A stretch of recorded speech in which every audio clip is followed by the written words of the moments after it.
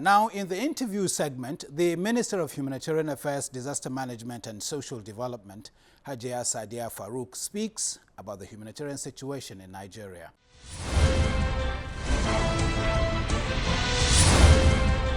Hajia, thank you very much for allowing us into your office. Thank you for coming to my office. And I'd like to congratulate you up front for what you've been able to achieve since you came into office. I mean, at the early days of your coming, we've seen you go to a lot of IDP camps where people are displaced, sharing out, food items and assisting in every way possible.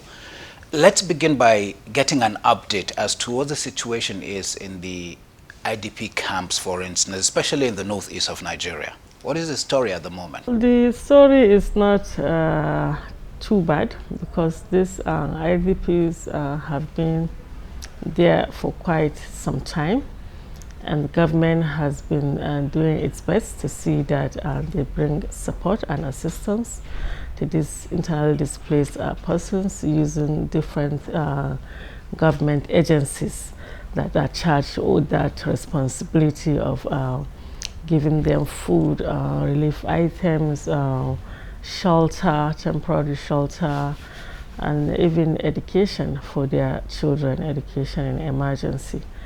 It's not a very good story, nobody wants to be displaced, but if it happens, it is the responsibility of government to cater for these populations. You don't have any issues at the moment. Is there any particular problem that bothers you in these camps? Because I'll give you an example. Channels TV was in Adamawa a while ago, and the story in one of the camps in particular is that they have not received food for some time now, 2, 3. Are you aware of this problem? Well, the situation in Adamawa, you are talking about the Fofore camp in particular. There's this government arrangement that every month they are being given food ration through the National Emergency Management Agency. And in that arrangement, I think they are supposed to be given 50 kg of rice per household together with other items, beans, millet, corn, and also the condiment. But in that particular camp, when they took the ration to them, they rejected, saying that they needed more. And these rations are being quantified. We know how much goes out every month. And so we're faced with that challenge. The second month, we went back. They refused up till February. So in February again, NEMA went back to give them the same portion, which they also refused. But we intervened, and NEMA now added, I think, about 4 kg to the ration. So it's not that they are not being catered for; they are being catered for by the federal government, and other stakeholders. But this is just the issue around it. Let's look at the issue of coordination, because when it comes to assisting internally displaced persons, you find a lot of agencies involved, like you just mentioned NEMA, for instance. I assume they are all under the supervision of this ministry. How successful have you been able to coordinate these responses? So far, so good. We've been able to discharge that responsibility, given the cooperation from these relevant agencies, especially NEMA, that is charged with the responsibility of camp management.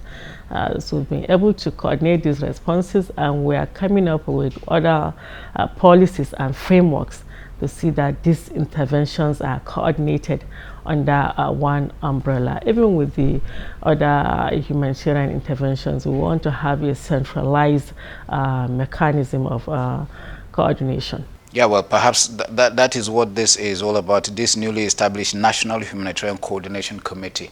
Precisely. The National Humanitarian Coordination Committee is a high-level committee that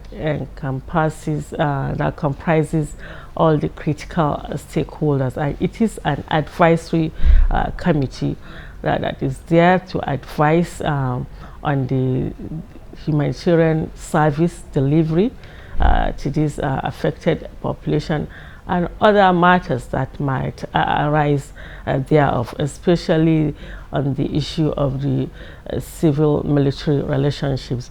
I mean, we felt that there is need to have such a body that will advise on how we coordinate all these activities, and to advise on how the military and the humanitarian actors can work together in implementing, complementing each other's roles. While we're still discussing this, talk to me about the Humanitarian Policy Dialogue Forum. It's something you have up your sleeve. What is it all about, and what does it seek to achieve? It is also a forum that is there to support, to advocate, and also to advise the critical humanitarian actors within this space. We have about 50 of them, and we felt as a ministry there's need for us to have this kind of forum so that we can meet from time to time and look at the issues and find best way to address them as it regards to the humanitarian aid delivery, especially in the Northeast. Hajiya, your ministry is very critical to Mr. President's desire to lift 100 million Nigerians out of poverty in 10 years. You are central in the sense that you coordinate a lot of this effect. Let's look at the plan to review the social investment program.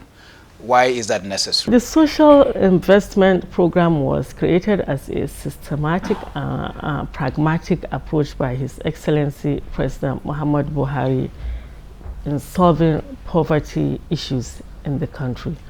And these programs have been in place, but they have now, in the wisdom of government, they have been moved into the ministry. And these programs are now being embedded in the ministry, and for sustainability and institutionalization. So we are reviewing some of these programs because they have to now fall in line within the public service rules, the extant rules, you know, and for it to stand the test of time. You know, these programs are really programs that are created to address the critical needs of the most vulnerable in the society. So these programs will be there to even outlive this administration. Impressive, because I'm sure while he was still out there before he came to your ministry, we've had issues, controversies surrounding payment of contractors, the quality of food being served for the school feeding program, for instance. Those complaints, I'm sure they are bringing it to your ministry. How do you intend to tackle this? Yes, and that's where we intend to have a robust and effective monitoring and evaluation mechanism, because it's only when we have that we will be able to checkmate, you know, all these issues and see how we can build on the existing gains and then bridge the gaps. Let's close on your plan generally for your message for people in the Northeast, particularly the displaced persons. Tell me about the promises. What assurances are you giving them going forward? Well, the assurance is that government is very much committed, and government understands their plight. Mr. President Muhammad Buhari has directed that we should move from post-conflict to early recovery. And we're going to really focus on this early recovery, rehabilitation, reconstruction, and reintegration of these people back to their respective communities for them to gain their lives, reclaim their livelihoods. Before they do that, there are hundreds of very young children who are in school. Some of these schools have been run in the camp. I saw one in particular where the military is taking it upon itself to teach these children. What kind of collaboration, what do you think either government or individuals would do to assist in educating these children while they are in these camps? Well, we call on all to join government in supporting these people, in supporting their children. As you mentioned, there are many stakeholders that are involved in the military, apart from the securing the zone. They are also supporting in giving some humanitarian interventions. For instance, the Nigerian Air Force is doing very well. They are feeding these school children. They give them medical facilities, Even the army, they are doing that in that regards. So I think it's a collective, effort, and we hope that very soon these children will go back to their homes and have normal lives. Ajay, we must thank you very much for finding time to talk with us. We truly appreciate it, and we wish you the best of luck. Thank you so much, Sanos. Thank you for your kind words. Thank you.